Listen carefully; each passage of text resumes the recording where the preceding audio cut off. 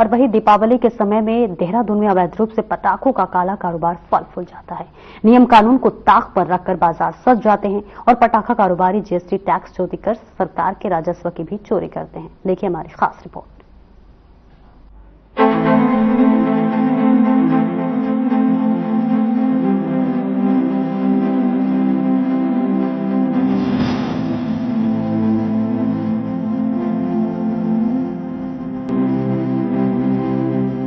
राजधानी देहरादून में दीपावली के आते ही पटाखों का व्यापार तेज हो जाता है। नियम कानून को ताक पर रखकर अच्छे रसूख के दम पर पटाखा व्यापारी सरकारी साठगांठ से लाइसेंस तो ले लेते हैं, लेकिन नियम कानून का पालन ना के बराबर करते हैं। इससे आम जनता के साथ ही सरकार को भी नुकसान हो रहा है। पर इतना सब होने के बाद भी शायद इसको लेकर किसी तरह की सजगता नहीं दिखाई जा रही। ऐसा हम नहीं, ऐसा देहरादून के अग्निशमन अधिकारी कह रहे हैं। इस पूरे विवाद को लेकर सुनिए अग्निशमन अधिकारी क्या कुछ कह रहे हैं। नहीं, इनके पास मानक बिल्कुल नहीं थे और ये अवैध रूप से रखा गया था, तो इसमें एसएसपी साहब ने इसकी तरफ से जो है एफआईआर करने के निर्देश जारी कर दिए गए। क्या कुछ जांच की गई है, अधिकारी गए तो किस तरीके से क्या कुछ निकल के सामने आया? नहीं, हम लोगों ने अपना रिकॉर्ड देखा जो है, मैं भी गया था जो है कल सुबह जो मॉर्निंग में है, और हमने हमारे इंचार्ज से जो प्राप्त जानकारी के हिसाब से जो है कि वो अवैध रूप से रखा गया था, उसकी संज्ञान में नहीं था हम लोगों की। क्या क्या कमियां देखने को मिली हैं किराए की दुकान की, जो मानक किस प्रकार की कमियां थी?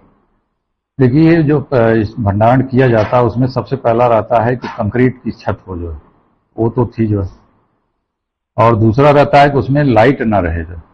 अब इनके यहाँ जो आग लगी पॉसिबिलिटी है कि उसमें कैमरे वैमरे लगे हुए थे जो, तो संभावना शॉर्ट सर्किट से ही हुआ है जो, तो ये मानक होते हैं उसके लिए। और अग्निशमन का कोई व्यवस्था नहीं थी उनके पास।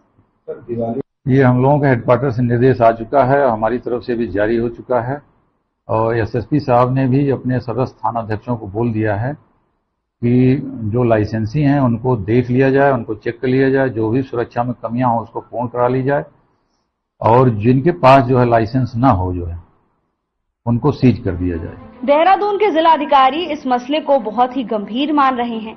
डीएम साहब की माने तो ये जन सुरक्षा से जुड़ा मामला है, इस पर कोताही नहीं बरती जाएगी।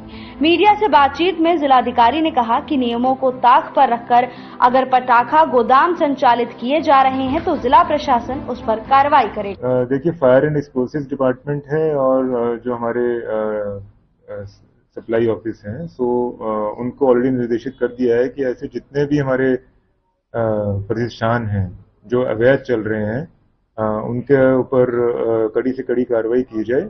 कहीं से भी कोई पब्लिक इंफॉर्मेशन यदि हमें प्राप्त होती है तो उसका त्वरित संज्ञान लेके उनको तत्काल मौके पे भेजा जाएगा। ये हमारा जन सुरक्षा से जुड़ा मामला है, तो इसमें किसी प्रकार की कोताही बरती नहीं। वहीं देहरादून के सिटी मजिस्ट्रेट का इसको लेकर कहना है कि त्योहारों के समय जब लाइसेंस का आवेदन आता है तो जिला प्रशासन नियमों के आधार पर ही लाइसेंस निर्गत करता है, लेकिन हाल ही में जब आईएसबीटी के पास पटाखा गोदाम में आग लगी तब अधिकारियों के वादे और दावों की पोल खुल गई। घटना के बाद आनन फानन में जांच और कार्रवाई शुरू हो गई, लेकिन सवाल उठता है कि मौका रहते लाइसेंस निर्गत करने से पहले ही प्रशासन क्यों नहीं सभी मानकों का सत्यापन करा पाता है। देखिए, अभी विगत दिनों एक घटना प्रकाश में है जिसमें ट्रांसपोर्ट नगर में किसी रिहायशी इलाके में एक भवन में कुछ पटाखों में विस्फोट हुआ।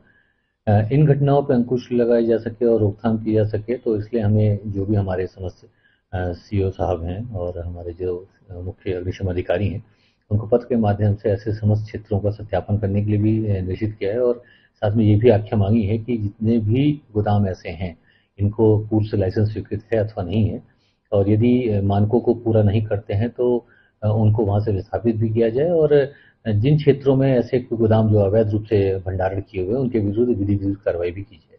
दिवाली दशहरा आने वाला है, बड़े दुकानें इसमें व्यापार मंडल और जो हमारे स्थानीय व्यवसायी हैं उनके साथ एक बैठकर वार्ता भी की जाएगी, और ऐसे स्थान विशेष को चयन भी किया जाएगा जो भीड़ भाड़ इलाकों में ना हो। ऐसी जगहों पे पटाखा की दुकानें लगाई जाएं जहां पे किसी प्रकार की ऐसी घटना कारित होने की दशा में वहां पे अग्निशमन की वाहन पहुंच सके हैं और जो रिहायशी इलाकों से दूर हों, ताकि कभी ऐसी कोई अप्रिय घटना से हम बच सकें। अब जब बात उठी है तो दूर तलक भी जाएगी। त्योहारों में पटाखे वाले जो अस्थायी लाइसेंस लेते हैं और महज कुछ दिनों में पटाखों के गोदामों से लाखों करोड़ों के माल बेचते हैं, उनके पास ना तो माल के आय व्यय का कोई ब्यौरा होता है और ना ही किसी तरह का कोई बिल। पटाखा व्यापारी के कारोबार से सरकार को कितने की राजस्व की प्राप्ति हुई, उन सब का भी कोई हिसाब किताब नहीं रहता। आम जनता जब इन व्यापारियों से पटाखा खरीदती है तो इनको बिल के नाम पर हाथ से लिखी पर्ची ही थमा दी जाती है। तो क्या इन पटाखा कारोबारियों के करोड़ों के कारोबार से सरकार के खजाने की चोरी रोकने के कोई उपाय राज्य कर विभाग के पास नहीं है? देखिए, इसमें दो चीजें हैं। जो पटाखा व्यापारी है या किसी और चीज का भी व्यापारी है, जो जीएसटी में टैक्सेबल गुड्स होते हैं या सर्विसेज होती है, हमारे राज्य में वो लिमिट है 20 लाख की। और चूंकि ये जो पटाखे व्यापारी जो आशा रोड़ी के पास हैं, ये काफी अच्छी मात्रा में पटाखा रखते हैं, तो ये 20 लाख से ऊपर रखते हैं निश्चित तौर पे, और ये जीएसटी में रजिस्टर्ड होने चाहिए। तो अभी हमने अपने अधिकारी को निर्देशित भी किया है कि वहाँ जाके पहले तो उनका जीएसटी रजिस्ट्रेशन चेक कर ले। और जैसे आप बता रहे हैं कि एक पटाखे व्यापारी की आग लगी और उसके मानकों में बहुत सारी कमी पाई गई अग्निशमन के डिपार्टमेंट के द्वारा या बाकी डिपार्टमेंट्स के द्वारा, वो तो अपने लेवल पर कार्रवाई करेंगे, पर जीएसटी विभाग भी इस पर कार्रवाई करने जा रहा है। और जीएसटी विभाग में एक क्लॉज होता है सेक्शन 17(5)H, जहाँ पर गुड्स लॉस्ट और डिस्ट्रॉयड जो होते हैं, तो जो पीछे से इनका आईटीसी आ रहा है इनपुट टैक्स क्रेडिट, वो हम इनका रिवर्सल कराएंगे और एक इनका आकलन करेंगे कि इनके यहाँ गुड्स कितने थे और उस सारे गुड्स पे वो सारा हम आईटीसी रिवर्सल होगा।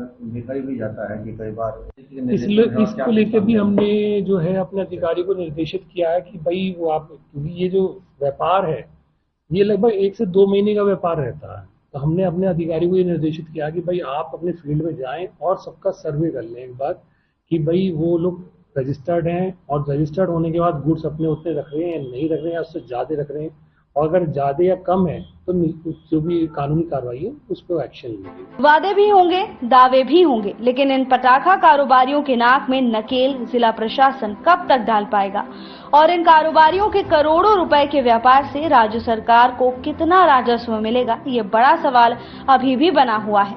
Bureau report.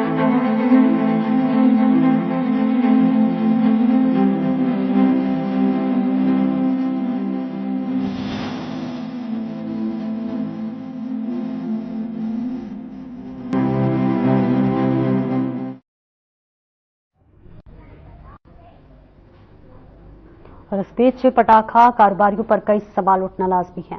ग्राफिक्स के जरिए वो 10 सवाल आपके सामने रखते हैं जो पटाखा कारोबार पर उठ रहे हैं। तो सबसे पहले चलिए हम शुरुआत करते हैं उन तमाम सवालों का जो कि ग्राफिक्स के जरिए हम आपको बता रहे हैं। सवाल यह है कि किसकी लापरवाही का नतीजा था आईएसबीटी पटाखा गोदाम अग्निकांड? क्या मानकों की अनदेखी कर दिया जाता है पटाखा गोदाम भंडारण लाइसेंस? क्यों हर हादसे के बाद सामने आता है मानकों में ढिलाई का मामला? क्यों समय समय पर नहीं चलाया जाता चेकिंग अभियान?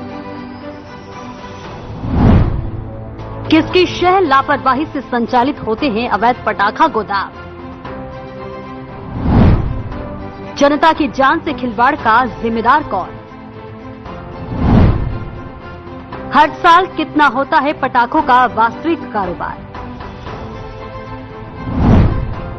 कितना टैक्स देते तथा बचाते हैं पटाखा कारोबारी? जिम्मेदार विभाग के पास क्यों नहीं है पूरा ब्यौरा? क्या पटाखों के कर चोरों और अवैध कारोबारियों पर वाकई सख्ती करते हैं जिम्मेदार विभाग?